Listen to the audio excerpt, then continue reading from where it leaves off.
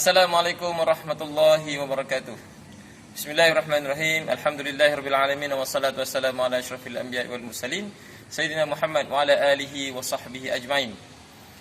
Apa khabar kawan-kawan? Apa khabar semua yang menonton saya pada hari ini? InsyaAllah hari ini sama-sama kita berkongsi satu perbincangan yang simple je, yang pendek, tetapi insyaAllah memberi kesan yang besar dalam hidup kita, iaitu perbincangan mengenai sabar dalam mentaati Allah Subhanahu Wa Taala. Untuk lebih lanjut lagi perbincangan kita pada hari ini, saya harap tuan-tuan dan kawan-kawan semua stay, insyaAllah. Zas.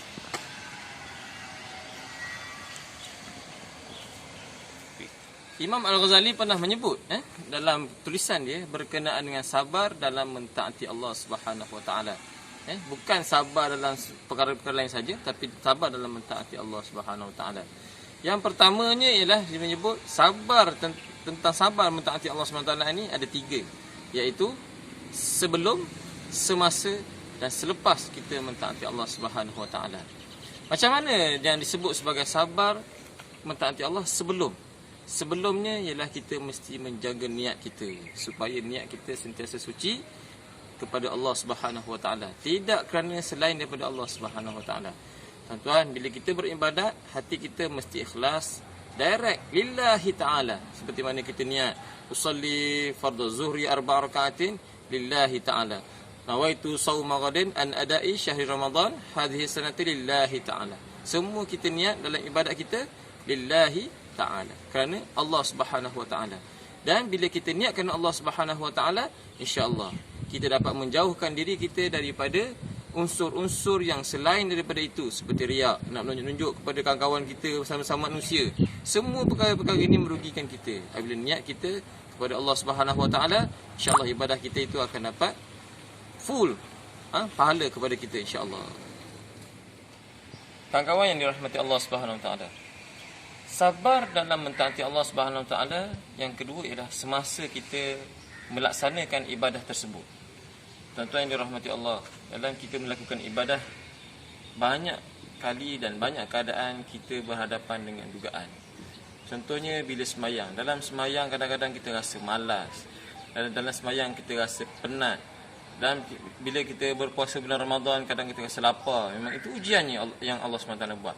Kalau orang pergi haji, meninggalkan keluarga selama 40 hari, susah-susah hati mengenangkan ahli keluarga yang ditinggalkan di kampung dan sebagainya. Ini semua adalah dugaan semasa kita melaksanakan ibadah kepada Allah. Semua ini menuntut kepada kesabaran kepada hati kita, kepada jiwa kita, supaya kita bertahan, supaya kita boleh untuk sentiasa maintain istiqamah dalam kita melaksanakan ibadah-ibadah kepada Allah Subhanahu Wa Taala. Bayangkan kalau tak ada kesabaran semasa kita melaksanakan ibadah ni, bermakna kita akan stop di tengah-tengah. Kalau kita puasa, kita mungkin jadi puasa yang tengah hari dah buka puasa. Kalau orang nak pergi haji, tengah-tengah tu dah minta balik Malaysia. Sedangkan dah belanja banyak ni nak pergi haji.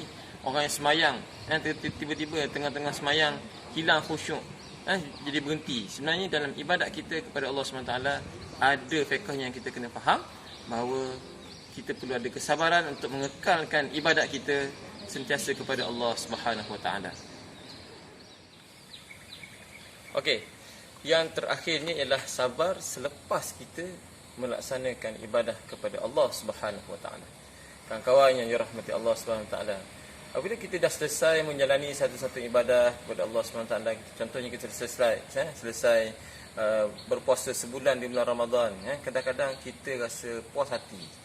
Kita rasa cukuplah apa yang dah kita buat sepanjang bulan Ramadan. Kita tadarusnya, kita tarawihnya, kita puasa dan banyak-banyak yang kita buat, kita rasa kita puas hati. Sebenarnya tuan-tuan, bila kita dah selesai satu-satu ibadah, cabarannya ialah bagaimana untuk kita istiqamah dalam kita terus mengekalkan diri kita, sentiasa cuba sedaya upaya untuk melaksanakan ibadah kepada Allah Subhanahu Wa Taala.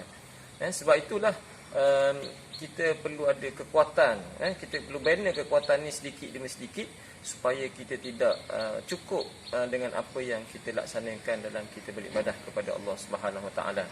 Kadang-kadang kita tengok orang sekejap dia istiqamah, sekejap dia gagah, sekejap dia kurang. Sekejap-sekejap datang, sentiasa datang ke masjid berjemaah, kadang-kadang dia tak dapat nak maintain. Sebulan tak ada, sebulan ada, sebulan tak ada.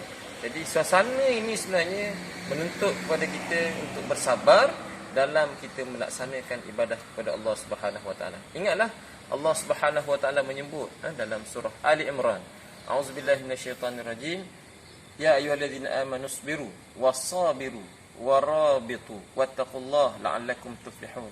Wahai orang-orang yang beriman, bersabarlah kamu dan kuatkanlah kesabaran kamu, teguhkanlah kesabaran kamu, dan juga warabitu, teguhkanlah pendirian kamu dan tempat duduk kamu.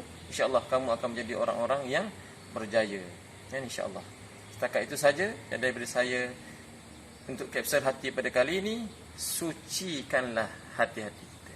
Allah